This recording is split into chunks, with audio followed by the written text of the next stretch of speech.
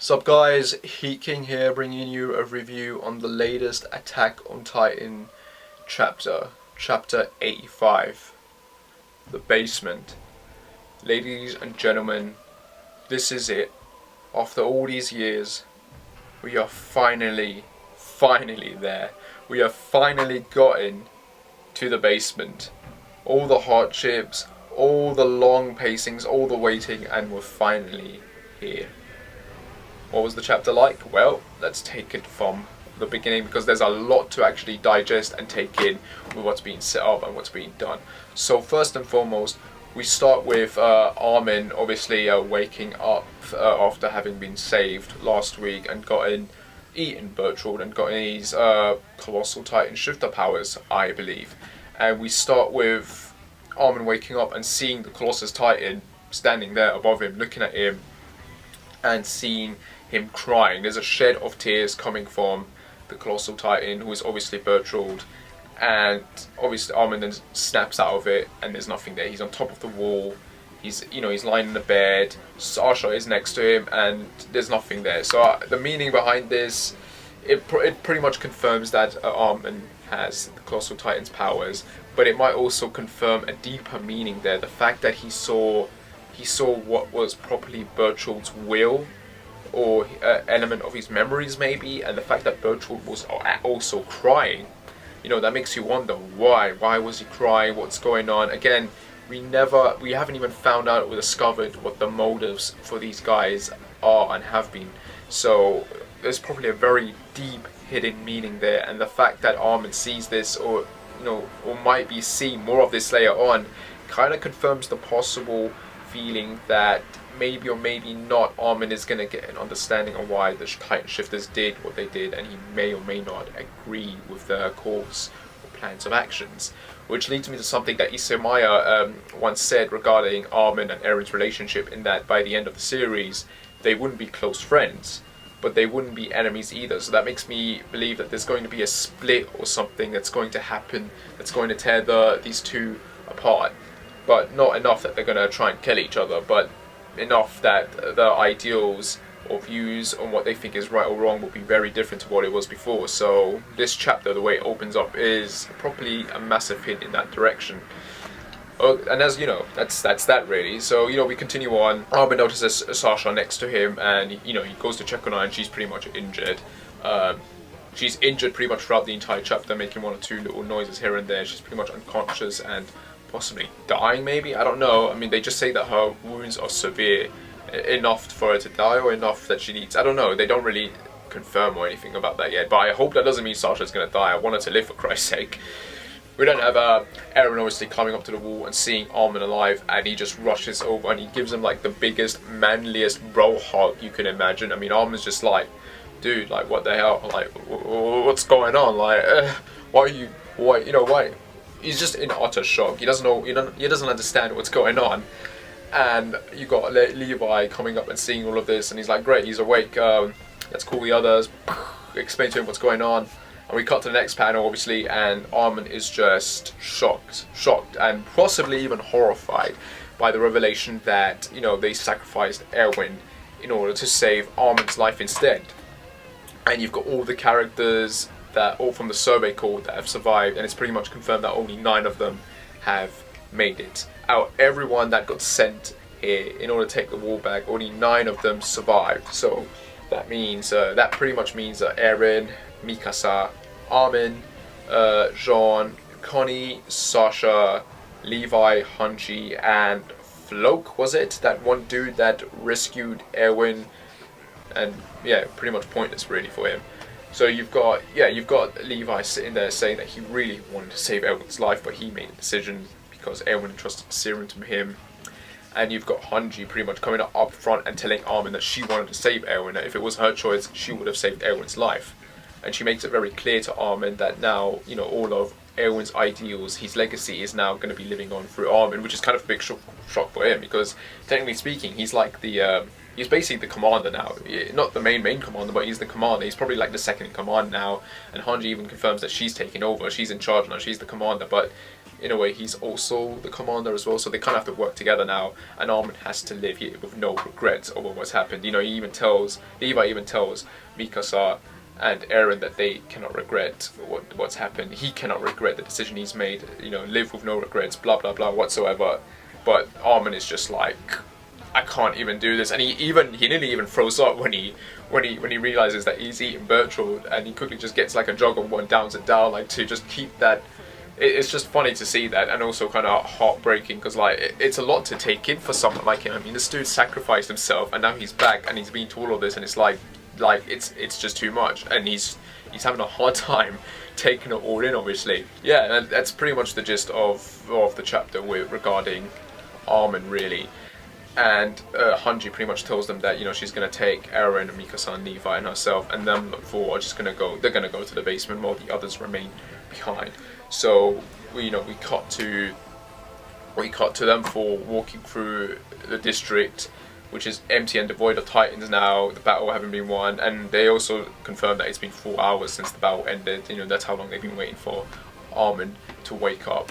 So 4 hours have passed, and so far everything is quiet and stuff, and they're just walking through until they turn a corner, and they finally, you know, Eren and Mikasa finally return to their house. After all these years, they have returned, and they're standing there. We get a flash of the two of them as kids running towards the house, and then the next panel shows them now in their adult forms standing there, and we see how much has and hasn't sort of changed. They've obviously grown up. The big boulder is still there, but now it's covered in grass and plants and stuff, so the wildlife has kind of come in and taken over.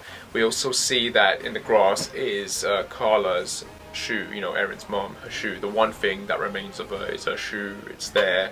I don't know. I don't know if that's some sort of poetic symbolism that Isayama's trying to do, or maybe it's a hint that, you know, personally, if it was me, I probably would have taken the shoe and use it to bury it as a sign of burial, maybe, because there's nothing else there to take, right? So I don't know. Maybe that's what Eren will do. I don't think he saw it, or maybe he did. In person, I would have picked it up, or maybe he picked it up after he left. I don't know. I just thought it would be maybe nice to mention it afterwards, and that. But we don't see the shoe again. I don't know why I'm emphasizing so much on it. It's just it's the last piece of his mother left. So obviously there's a lot to take in for Eren now, and Mikasa as well, because you have to remember Mikasa lived in this house as well. She lived with her family, so this was a family, a second family, and you know that got taken away from her. Eren's the last remaining thing that she has a connection to. So we get to the house. You've got Levi, Hanji, and them two just using what they got to push the boulder and the wreckage aside, and to open the entrance of the basement. No leaks, no water's gotten through. It's all clean, and they head down. They head down through into the basement, and we finally get to the door. And yeah, Isayama, this chapter, these last few pages, you know, it just feels like Isayama is like trolling us. He feels like, yeah, this whole section here and later on just feels like a big trolling attempt by Isayama to like divert our attentions, to kind of raise or lower expectations for what we perceive to be like is going to be important or unexpected shit. So yeah, because what happens is, you know, they get to the door, Eren gets the key out, tries to open the door, and he's like, what's the hold up? You know, everyone's like, what's the hold up? Hurry up and open the door. And he's like, the key won't work. And it's like, wait, what? And the shocked expressions on everyone, like especially on Hanji and Levi, like these guys, they're not in the mood. You can tell. I mean, they're exhausted. They are physically sick and mentally exhausted, and they're not gonna take any more of the bullshit. They've gone through all of this crap only for this key not to work and this door stopping them. Again, Isayama exceeding our expectations, us thinking the whole time that the key was the door to the basement, when in reality it's the key to something else. Now, can you imagine if this was a metal door? Can you imagine if this was a big, massive metal door and they couldn't open it? Like, these guys will be pissed right now. Like, I can imagine them just like Levi just losing his control and slaughtering everyone in there. Like, but yeah, luckily it's not a metal door; it's a wooden door, and all it takes is Levi pushing him aside and kicking it open. And like, it's just such a great shot as well with him. I just wish he had said something, like, but yeah, maybe something a little cool line, like, in the name of Eren goddamn Smith, open this door. Like, it's great. It's a great moment. The door smashes open, obviously. Everyone's just is panicking. He's like, what the hell are you doing? He's like, dude, chill out, relax. It's just a door. We're not gonna break any more shit. You know, we just want to get inside. Door breaks, and we finally enter the basement. And once inside this wonderful room of mystique and surprises, it looks like a normal office, as it rightfully should. I mean, I don't know what we were all expecting. Maybe test tubes, laptops, or something. You know, the theory has been going on that the story takes place in the future, right? But no, it's a normal office. You know, the characters all walking. And they even make a point, you know, Hanji and Levi even point out that it looks like a normal office. And obviously the reason it looks like this is so, you know, in case the military police ever came to investigate, you know, that's what it would look in their eyes. So if there's any hidden stuff in there's anything that's important, it would be very well hidden. And they start, you know, he pretty much orders Mikasa and Eren to start looking, and they're like, yes sir, and they're just rashing around looking for stuff, looking for the bottles of medicine that's stacked around, books on medicine, everything's about medicine, obviously because Eren's dad was a doctor, but maybe there's more of a hidden meaning behind there. Obviously Eren's dad was probably much more than just a doctor, but we'll probably get that revelation later on down the line. But what's important here is we find out the answer as to where this key fits in, and Mikasa finds this desk and there's a keyhole in it, and she points it out, and yeah, Eren gets the key out and puts it in, and it fits, and he opens it, and yep, it's a drawer. And thank God it's a drawer. You know, for a minute when the key didn't work in the door, I presumed that this chapter would end with them entering the basement. The next chapter would be them just trying to figure out where this key goes. The fact that, you know, all in one chapter we find out where this key goes, it's like it's a sign of relief for them as well, and for as much as it is for us, because, you know, goddamn, I cannot take any more you know, pausing and waiting another month just to find out what's in here. And yeah, they open the drawer and it's empty. Again, Isayama exceeding our expectations. You know, he's really taking the slow surprise approach with this after all this time. You know, we get in, the key doesn't fit the door, normal looking basement, the drawer is empty. It's like, dude, you know, you're starting to scare us, like, and the characters themselves are getting a bit scared until Hanji's like, no, relax, it's a double layer, you know, just remove the layer from the top of there, and yep, it's a hidden layer, and inside are, I believe there were 2 or 3 books coated in like perfume or something, like to keep it moist. And they take these books out, and you get this great shot, obviously, of Eren looking at Hanji and Levi, and he's the one, you know, it's like a moment of should I or shouldn't I, and it's more a clarification, obviously, from Hanji and Levi to Eren saying you be the one to open it, and it's Mikasa who reaches out and also like grabs the book as well, because in the end this was their home, and whatever secrets are in here, it belongs to them. It's their right to discover and see first. And obviously, yeah, that's pretty much the case of this panel here. That's what's being portrayed, what's being said here. And both Mikasa and Eren, you know, open the book and they look inside, and what we find is a picture, or in this case a photograph, and they're pretty much confused by this because, yeah, they've never seen a photograph before. And we cut back to the wall with one of the Survey Corps characters. I think he was in the military police, who was sort of Erwin's rival, and he's pretty much talking to Commander Pixis and Zachary, and he's explaining to them how, you know, when Erwin was younger, when he was a kid, he had all these crazy theories and ideas about how humanity was not actually extinct, and that humanity might still be existing and living outside the walls, and that the books that they've got from the king and the central government of the walls, they're all lies in order to keep them confused and trapped. And, you know, the guy, he's pretty much explaining how he always thought his theories were kind of crackpot or crazy, but now he's starting to wonder maybe if there was more to it. And then you've got Commander Pixis and Zachary just kind of like taking this all in, and Pixis is telling to Zachary that when Erwin comes back, they should definitely apologize to him. And then you've got people bursting through the door going, oh, they're back, the Survey Corps are back. And you've got people in the streets celebrating, going, yeah, War Maria has been sealed, it's been sealed, blah, blah, blah. So obviously, yeah, we see a shot of the Survey Corps, of the surviving characters, having come back to the wall, and we see Hanji and Levi Eren and Mikasa's bags. We don't see Connie, we don't see Sean, we don't see Shasha, we don't see Flock and Armin. Obviously they're properly there. I think there's a panel there where we see like a large shot of Soviet corpse on the wall. So obviously some of those characters maybe. I'm not too sure. Maybe something happened between the time on the wall before they got here, because we do cut back to the basement of, you know, Levi, Hanji, Eren, and Mikasa looking at this book and picking this picture up, and them saying, oh, it's a picture. But then I think one of them saying, it can't be though, it can't be a drawn picture because it looks too detailed.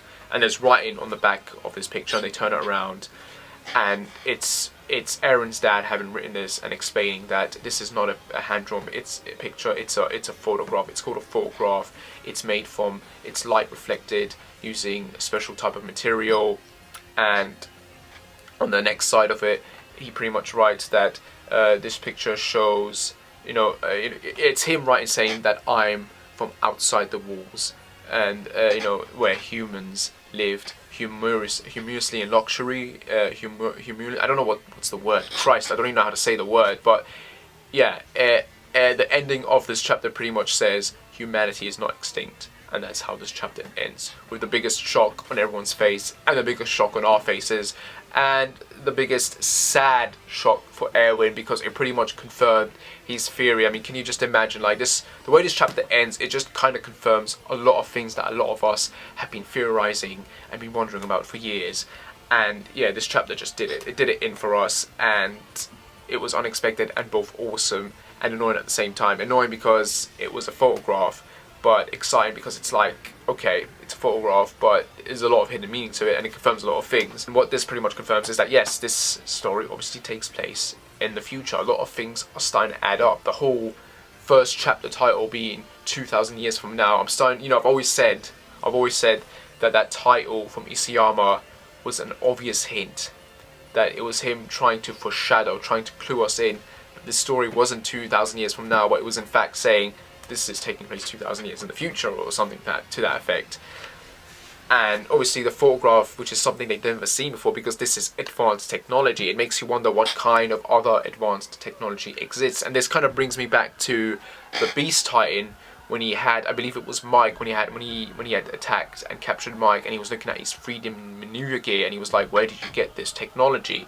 And I'm starting to think it's because, you know, Zeke at that time was very shocked and surprised that the people of the Wolf had access to this sort of technology, and where did they get this technology from in the first place? So he probably didn't know what the device did, but he knew it was advanced, and he didn't understand how someone like these guys could get access to such advanced stuff. So I think those little hints were there the whole time. And obviously the whole thing with Eren's dad coming from the walls, we obviously knew that. We knew his dad came from outside the walls, but we never really knew if humanity was extinct or not.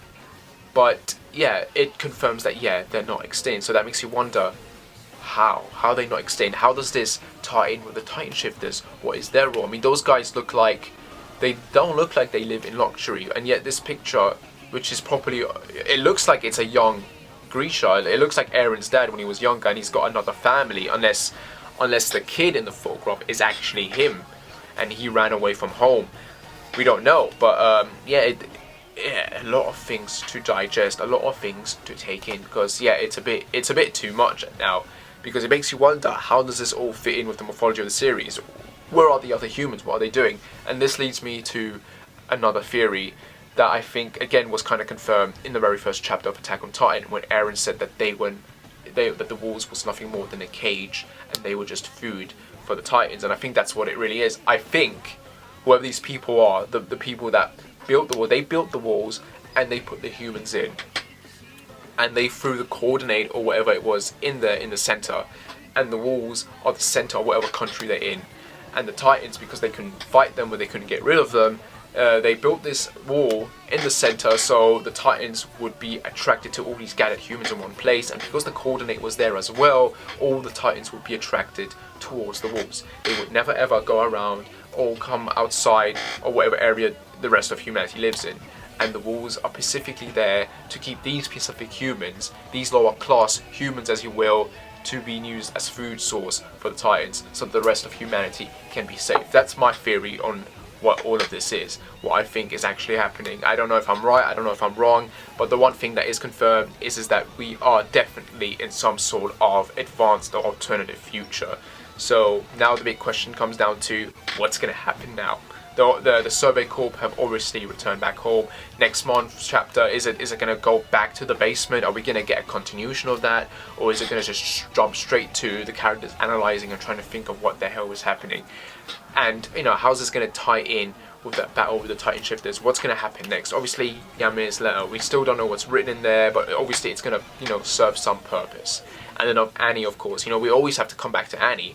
Eren has been training, you know, trying to develop these powers. Obviously, it's going to have to come to a point where he's going to have to learn crystallization powers in order to maybe to release Annie and force her to lead them to the homeland. Because yeah, we need a reason now to go there, and we need a reason as to what the hell's going on. We need a why. We need questions to start being answered. And you know, this chapter it proved a lot of things right for us, but at the same time, it just raised more questions. And also, it just makes Eren's death that much sadder, because he was this close to the truth. He was this close on discovering whether his theory was right or wrong. And it's just so sad that now he's dead and he's never going to be able to see that truth being revealed to him. So it's kind of depressing, because it makes you now wonder whether it was the right choice or not to rescue Armin, or to let or let him die. Because obviously there's going to be some sort of divide there, definitely. I mean, that first panel of the chapter kind of does hint at something more going on with Armin later on down the road. But yeah, man, this chapter, man, like damn, like so many feels, obviously, because you get a few flashbacks, and so many feels in terms of like of all this time finding it here, and this is what we get. But yeah, man, like so unexpected, and just like damn, like.